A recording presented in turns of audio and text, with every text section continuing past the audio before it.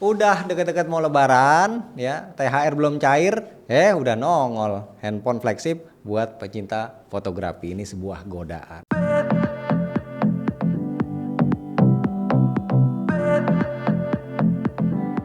Bismillah, alhamdulillah kita ketemu lagi bareng gua Romi. Nah, jadi Xiaomi itu di Indonesia baru aja memperkenalkan Xiaomi 17 series ya, terdiri dari 17 basic yang kecil, compact, dan juga yang paling flagshipnya adalah 17 Ultra. Plus ada satu lagi yang limited edition ya, Latest Phone. Nah, yang gua mau bahas kali ini adalah si 17 Ultra, dimana ini adalah versi resmi ya. Shout out dulu buat Ko Septa nih yang udah memberikan device ini untuk gua review, untuk gua cobain. Teman-teman bisa lihat channelnya di bawah ya, dia juga udah unboxing duluan. Nah, BTW untuk yang versi global ini, versi Indonesia adalah versi global dibuat di Tiongkok. Nah, untuk handphonenya sendiri seperti apa? Kita sampingin dusnya. Nah, ini adalah handphonenya. Tuh, dia masih menggunakan bahasa desain yang sama seperti yang sebelum-sebelumnya. Tapi sebelum itu kita lihat dulu ya untuk paket-paket penjualannya isinya apa aja nih. Di sini kita dapat casing. Nah, untuk casingnya dapat hard case mika seperti ini, transparan. Ya menurut gua untuk handphone dengan harga 20 juta ya kurang lebih dapat casingnya begini ya kurang lah gitu. Terus kita juga dapat ada kabel nih USB A to C. Lalu ada chargernya dapat yang 100 watt, tapi ini relatif kecil ya untuk size 100 watt, dulu kan gede-gede. Nah, ini lebih compact dengan port USB A. Kemudian untuk menandakan ini adalah unit resmi, tetap dikasih seperti ini. Terima kasih, selamat bergabung menjadi keluarga besar Xiaomi. Nah, untuk handphonenya sendiri kita lihat di bagian depannya, di sini ada beberapa poin unggulannya ya, ada Leica 1 inci sensornya, terus ada Snapdragon 8 Elite Gen 5 untuk chipsetnya, layarnya gede, baterainya nambah gede ya, terus powered by Xiaomi HyperOS. Kita langsung buka aja. Handphonenya gua pakai yang warna putih. Secara first impression ya, pertama kali megang ini berasa memang sedikit lebih besar dibanding yang Xiaomi 15 Ultra. Kenapa? Karena ternyata ada kenaikan layar ya, yang tadinya 6,7 inci sekarang jadi 6,9 inci, gede banget. Dan gue coba bandingin juga ya dengan Vivo nih, Vivo X300 Pro tuh teman-teman bisa lihat ya, secara tinggi agak sedikit aja sih gitu ya, beda-beda tipis lah. Kalau untuk feel mewahnya ya udah pasti sama-sama mewah gitu ya.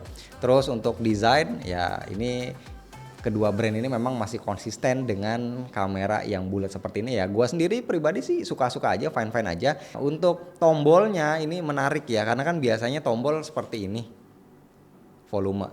Nah, ini dibuat terpisah, jadi bentuknya juga bulat ya, plus minus kayak gini. Dan ini menurut gua bikin penyegaran aja ya, hal kecil tapi menyegarkan. Nah, ini tombol powernya, kemudian di sebelah atas ini kosong, kemudian di bawah ada mikrofon, terus ada port USB-C, grill speaker, dan ada slot kartu, dia bisa nampung 2 ya tanpa slot micro SD tentunya.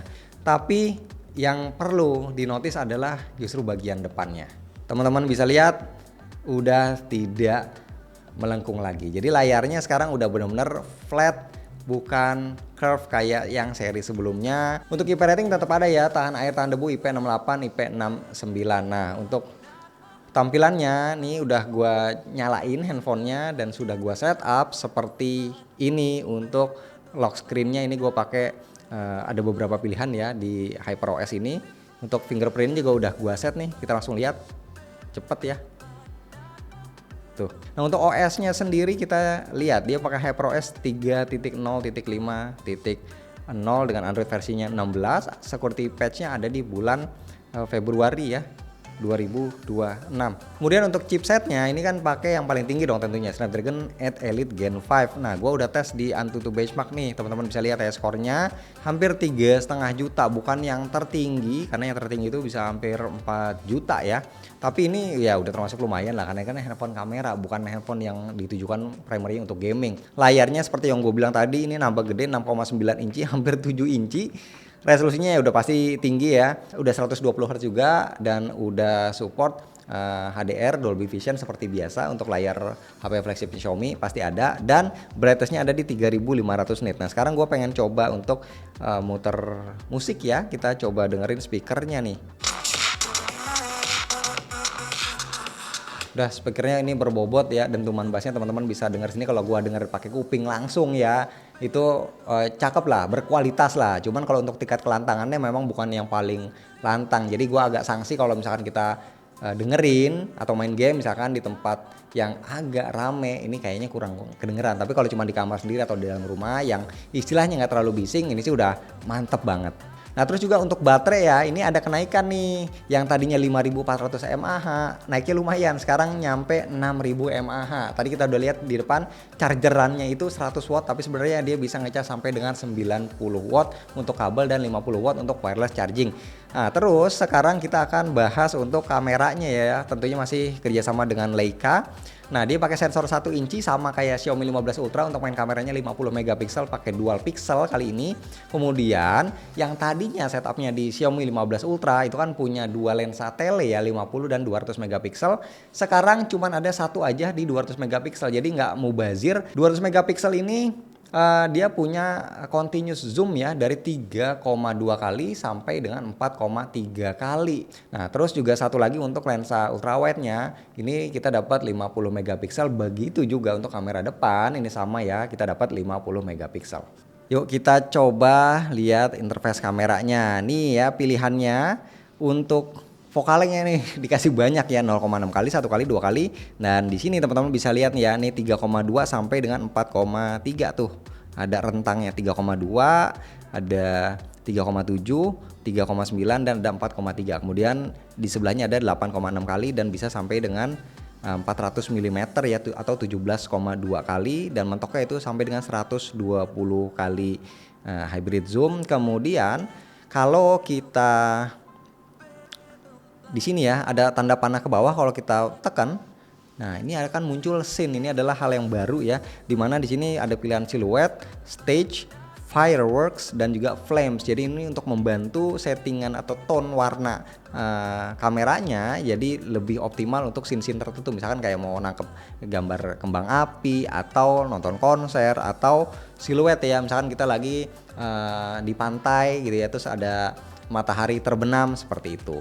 Kemudian untuk settingan preset warnanya sendiri juga seperti biasa ya, ada pilihannya Leica Authentic ataupun Leica Vibrant. Nah di sini Leica Vibrant gue udah sempat foto ya. Kalau untuk Leica Vibrant itu memang terlihat lebih seperti, dalam tanda kutip, seperti warna atau tone dari kamera pada umumnya, yaitu terang, bright, vivid. Sementara kalau kita pakai Authentic, nah ini lebih berasa lebih khas Leica-nya gitu ya, karena ada efek-efek kayak vignette, warnanya juga lebih gelap, kayak bisa dibilang underexpose gitu ya. Tapi ini justru gua suka, menjadi hal yang ciri khasnya si Leica lah. Paling enak banget buat motret juga untuk portrait ya, untuk foto wajah ataupun hewan misalkan ya. Intinya dengan lensa telenya 3,2 sampai 4,3 kali itu tanpa foto mode portrait pun ya, itu kita bisa dapetin efek bokeh yang natural. Bokehnya cukup creamy, kalau kita bandingin dengan handphone lain jauh ini bokehnya lebih nikmat. Nah terus untuk perekaman video sayangnya gue belum coba banyak, tapi yang jelas di sini bisa sampai 8K, resolusinya di 30 fps. Kemudian kalau untuk 4K bisa sampai dengan 120 fps. Dan sebelum gue sudahi video ini, izinkan gue untuk kita mau lihat nggak lengkap ya, namanya Xiaomi 17 Ultra kalau tidak dipakein casing Photography Kit Pro-nya. Inilah alasan kenapa Xiaomi ngasih casingnya tuh yang tadi transparan jelek banget. Nah BTW untuk Photography Kit-nya ini dia ngeluarin ada dua ya, ada yang biasa dan ada yang versi Pro. Nah yang gua pegang sekarang ini adalah yang versi Pro, cuman ada satu warna aja, yaitu warna hitam seperti ini, dan agak beda. Kalau yang sebelumnya tuh teksturnya kayak kulit ya, kayak leather. Nah ini dia beda lah pokoknya. Di sini ringnya berwarna chrome atau silver. Nah ini kita dapat satu lagi spare ini untuk kita tambahin itu ya, adapter kayak filter. Kemudian ini ada dua button tombol nih untuk nyambungin ke sini, kayaknya gue belum coba juga. Terus ini yang membedakan yang Pro dengan yang biasa. Nah kalau Pro itu dapat seperti ini ya. Jadi untuk handling ya, untuk pegangannya berserta ada buttonnya di sini tuh ya, untuk rekaman video ataupun ngezoom biar lebih gampang. Kita lihat satu lagi, ini ada tali. Nah ini dapat tali yang buat digantungin di sini. Talinya seperti ini. Tuh cakep ya, unik. Itu cuman sayangnya ya, untuk ringnya nih nggak dikasih yang warna merah. Kalau dulu ada di 15 Ultra, di 14 Ultra, sekarang cuman ada warna silver aja. Kita coba pakein casingnya, harusnya sih jadi lebih keren ya. Pokoknya kalau beli Xiaomi 17 Ultra nggak pakai casing ini kayaknya kurang mantep. Nah tuh jadinya kayak gini.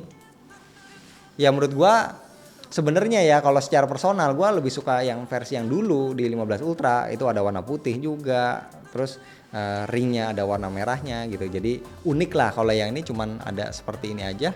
Oke, nah ini untuk ganti seperti biasa ya, kita bisa puter, pencet tombol ini terus puter ringnya. Kemudian untuk pasang gripnya tinggal gini aja, plus udah kayak kamera banget, kontrolnya dari sini dah. Oke, nice ya. Nah total ini kayaknya kalau di Indonesia harganya mungkin sekitar 23 juta ya untuk sepaket ini ya. Gua kurang lebih, seingat gua kayaknya harga segitu. Nanti gua akan taruh linknya di deskripsi buat teman-teman pengen beli, siapa tahu ya buat lebaran HP baru, buat bantu motret-motret nih, menarik untuk dicoba.